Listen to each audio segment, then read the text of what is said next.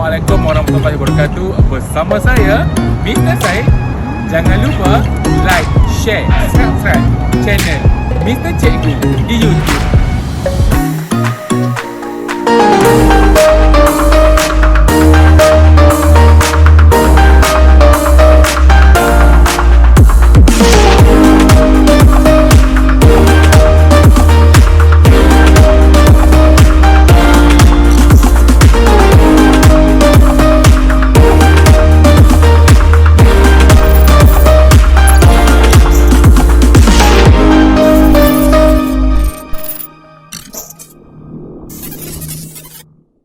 To page 16. Experimenting, mengeksperimen. Experimenting is a skill to plan and conduct an investigation, to test a hypothesis by collecting and interpreting data, to make conclusions from the investigation. Mengeksperimen ialah kemahiran merancang dan menjalankan penyiasatan untuk menguji sesuatu hipotesis dengan mengumpul dan mentafsir data bagi membuat kesimpulan daripada penyiasatan tersebut. Okey, planning and experiment, merancang eksperimen. Apa yang kita perlu kena buat? A. Identifying the problem and making a problem statement, mengenal pasti masalah dan membuat pernyataan masalah. Does the number of stirrs affect the time taken for the sugar to dissolve completely? Adakah bilangan adukan mempengaruhi masa untuk gula melarut dengan sempurna? Melan and Faris identified the problem that needed to be tested by making a problem statement. Melan dan Faris mengenal pasti masalah yang hendak diuji dengan membuat satu pernyataan masalah. B. Making hypothesis. Okay. The more the number of stirrs, the lesser the time taken for the sugar to dissolve completely. Semakin bertambah bilangan adukan, semakin berkurang masa yang diambil untuk gula melarut sempurna. Before the investigation, they made a hypothesis. Sebelum memulakan penyiasatan, mereka membuat hipotesis. C. Controlling variables, mengawal pemboleh ubah. The manipulated variable is the number of stirrs. Pemboleh ubah dimanipulasi ialah bilangan adukan. Okay. The responding variable is the time taken for the sugar to dissolve completely. Pemboleh ubah bergerak balas ialah masa untuk gula melarut sempurna. The constant variables are the quantity of the sugar, the size of the sugar, the volume of the temperature of the water. Pemboleh ubah malar yang kita tetap yang sama, yang tidak berubah-ubah ialah kuantiti gula, saiz gula, isi padu dan suhu air. They identified all the variables to test the hypothesis made. Mereka mengenal pasti semua pemboleh ubah yang terlibat untuk menguji hipotesis yang telah dibuat. Okey. D. Listing the apparatus and materials. What is listing?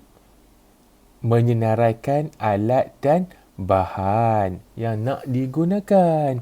So the apparatus and materials that they use: 3 beakers, 3 bikar, 3 spoons of sugar, 3 sudu gula, 300 ml warm water, 300 ml air suam, stopwatch, jam randik, glass rod, rod kaca. They listed the apparatus and materials that will be used to conduct the investigation based on the variables that have been identified.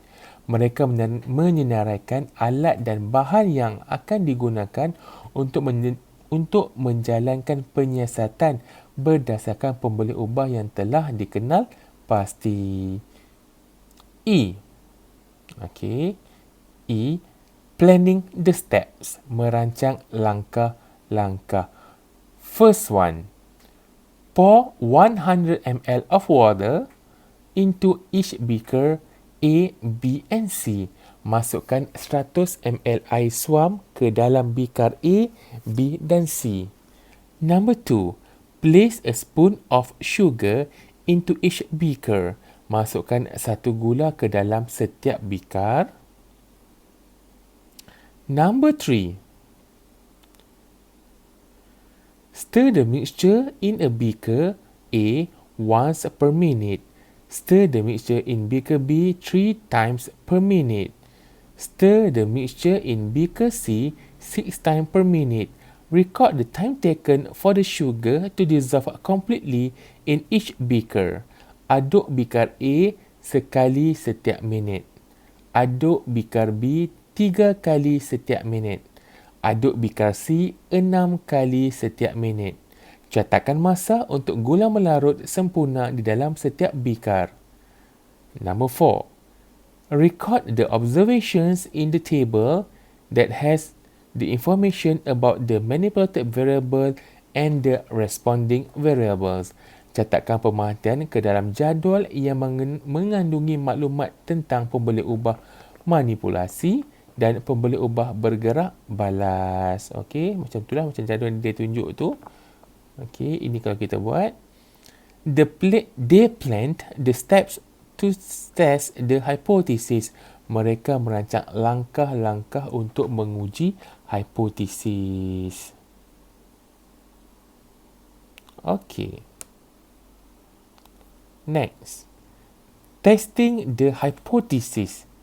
Menguji hipotesis tersebut. Okey, macam mana mereka menguji? They tested the hypothesis by conducting the investigation according to the steps that were planned.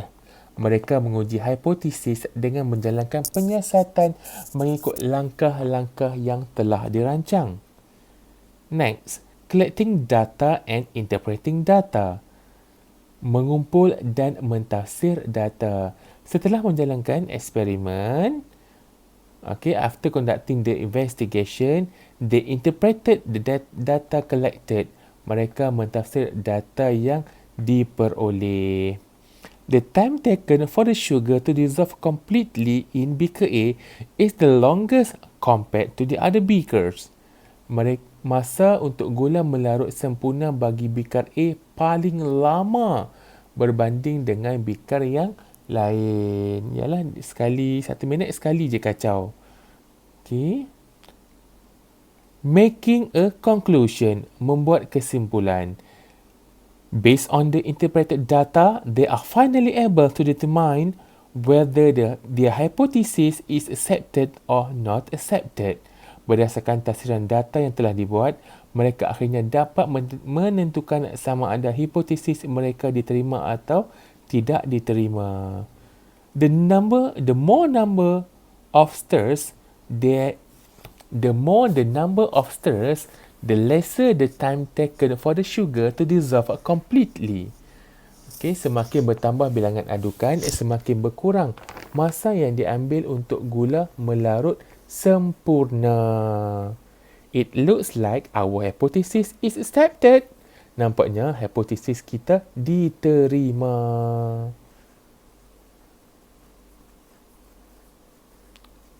Okay, the last part is writing a report.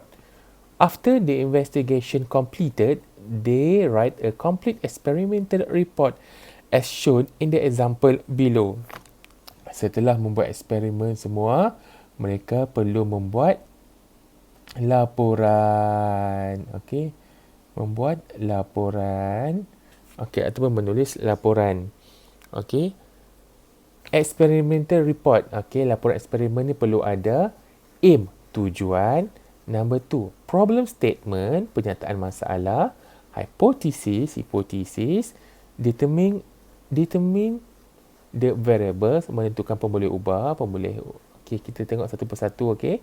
Aim, to investigate the relationship between the number of stirs and the time taken for the sugar to dissolve completely. Menyiasat hubungan antara adukan dengan masa untuk gula melarut sempurna. That is aim.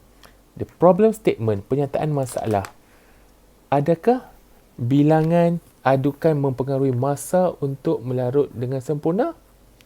The number of stirrs affect the time taken for the sugar to dissolve completely. Itu pernyataan masalah.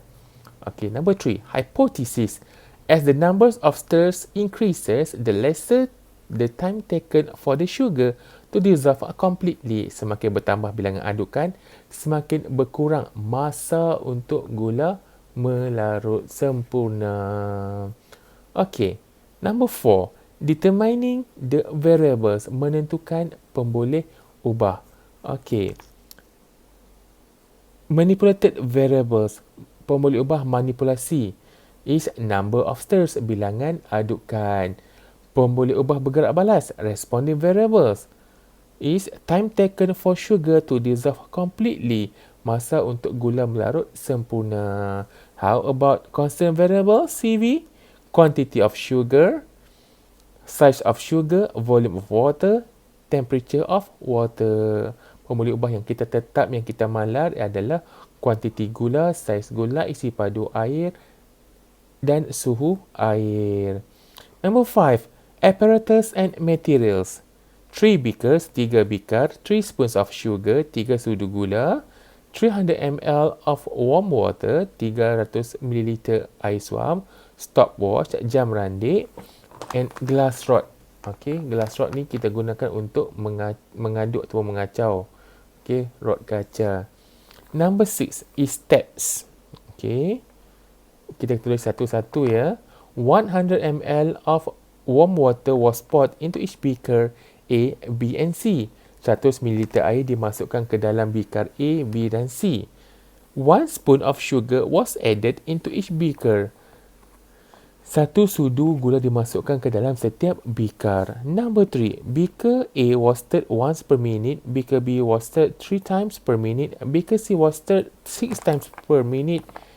The time taken for the sugar to dissolve completely in each beaker was recorded.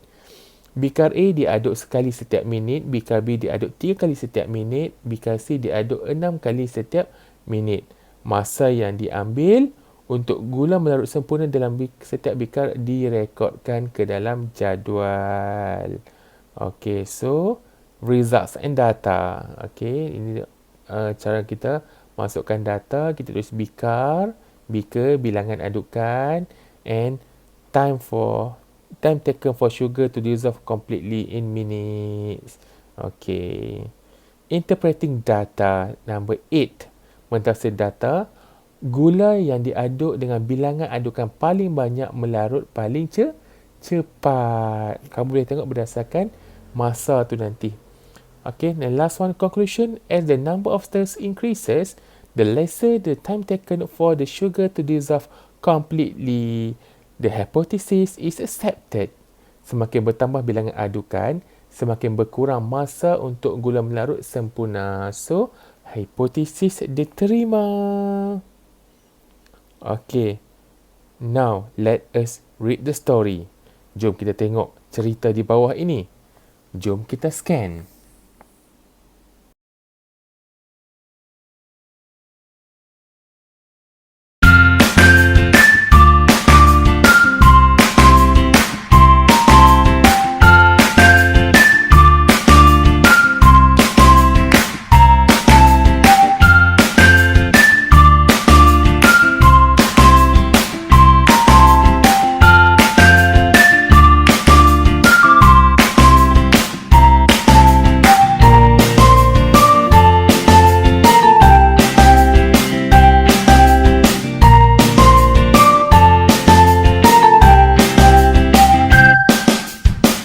Adik-adik dah tengok video tadi kan? Okey, jom kita baca. Let's build a rocket model using baking soda. Mari kita bina roket sabut penaik. How do we do it? Bagaimanakah caranya? We attach 3 pencils around the bottle using adhesive tape. Okey, tengok macam mana dilekatkan pensel pada botol. Okey, tadi adik-adik dah tengok video kan? Okey. Let us read the following step. Jom kita baca langkah-langkah berikutnya. Number 1. Okay, look at number 1. Pour 300 ml of vinegar. masukkan 300 ml cuka. Number 2, place 1 spoon of baking soda on a tissue paper, wrap it to look like a sweet. Letakkan 1 sudu serbuk penaik di atas kertas tisu, balutkan seperti membalut gula-gula.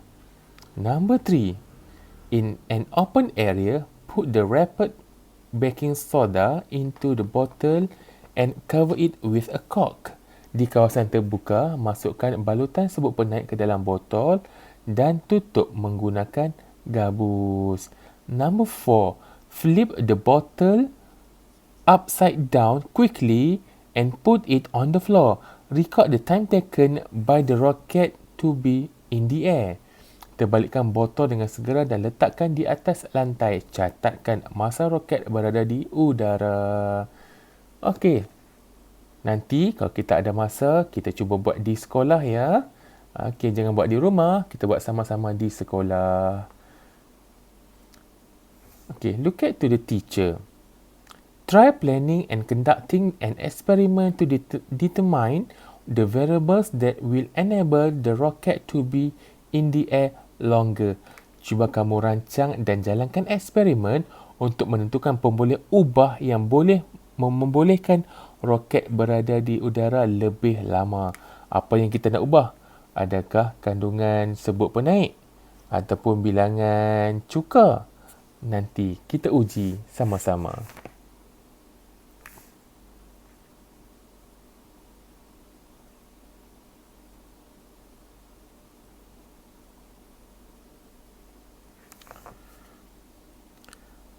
Fun science, santai science, boat air ataupun water boat. Jom, nak buat tak? Jom kita lihat dulu langkah-langkah, steps. Use a plastic container, paper cup, straws, coloured papers and adhesive clay to make a boat based on your creativity. Dengan menggunakan bekas plastik, cawan kertas, straw, kad berwarna dan pelekat serbaguna, hasilkan sebuah bot air mengikut kreativiti kamu. Okay. This is all the steps. Number 1 until number 11. Okay. So, after you finish make it your boat, lepas kamu dah siap buat boat kamu tu, pour water into paper cup and place the boat on water. Masukkan air ke dalam cawan kertas dan letakkan boat di atas permukaan air. What can you observe if different volumes of water is used? Apa yang dapat kamu perhatikan jika isi padu yang berlainan digunakan di dalam cawan yang berisi air tu? Adakah bot tu akan tenggelam? Mula buh sikit. Mula buh, lepas tu buh tambah lagi. Lama-lama apa akan jadi dekat bot tu? Okey, jom kita tengok video.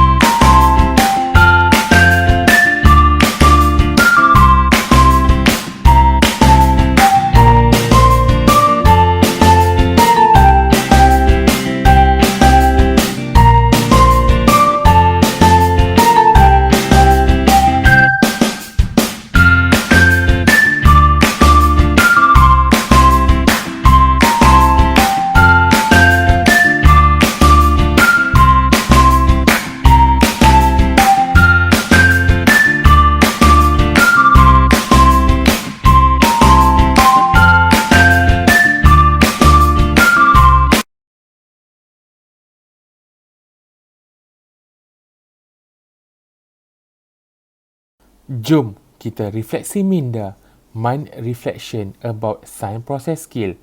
Kita refleksi balik apa yang kita belajar dalam kemahiran proses sains. Observing, memerhati, classifying, mengelas, measuring and using numbers, mengukur dan menggunakan nombor, Making inference, membuat inference. Predicting, meramal. Communicating, berkomunikasi. Using space-time relationship, menggunakan perhubungan ruang dan masa. Interpreting data, mentafsir data. Defining operationally, definisi secara operasi. Mengawal pemboleh ubah, controlling variables. Making hypothesis, membuat hipotesis. Dan last sekali, yang akhir sekali, experimenting, mengeksperimen.